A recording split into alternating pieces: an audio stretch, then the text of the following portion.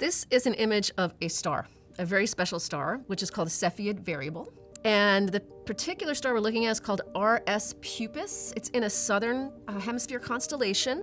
It's not a naked eye star, but it almost is. And so it's bright enough that you can see it through even small telescopes. And it's been observed by amateur and professional astronomers for a very long time. We have, over 100 years worth of data on the variability of this star. The star gets 5 times brighter at its peak than from its trough. So our RS Pup goes 40 or more days between peaks. That happens on a 41-day time scale. Brightness from its dimmest to its brightest is about 5 times brighter. So that's a huge change. It's about 6,500 light years from Earth, and that's a really important number for us to know.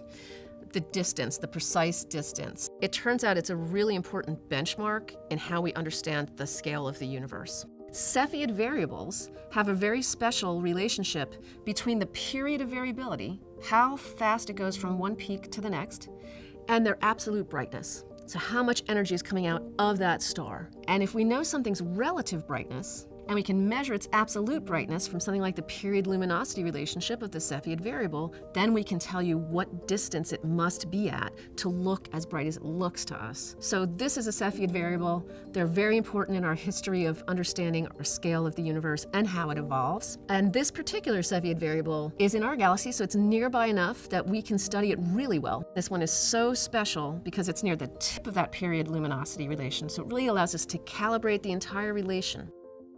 And the fact that it's embedded in this beautiful cloud of dust, it looks amazing, the stunning Hubble image with all the filamentary details. But there's also science embedded in this light. And that science allows us to get an extremely accurate distance to this Cepheid variable within about 10% accuracy or even better. But this is a star that's about 10 times more massive than the Sun. More massive stars, they live fast and they die young. And when that happens, the star starts to go through these changes. And so that's what is actually driving the period-luminosity relation, is that the star is actually unstable during this time. And when it's got a lot of heat coming from the core, that core has to do something when it expands. The radius gets much bigger, the star gets brighter, to a certain point where it cools down, and that starts to contract again. Now it doesn't have as much energy, it starts to fall back into gravity, where it gets close enough that it heats up again.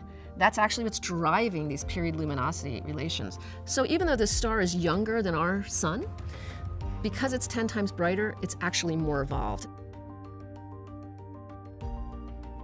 When you first look at it, it almost looks like the material itself is spewing away from the star. But that's actually not what's happening.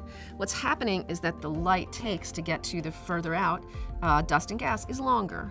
So we're basically looking at almost like a snapshot through that gas and dust reacting to the light. And that light echo allows us to make this extremely precise distance measurement.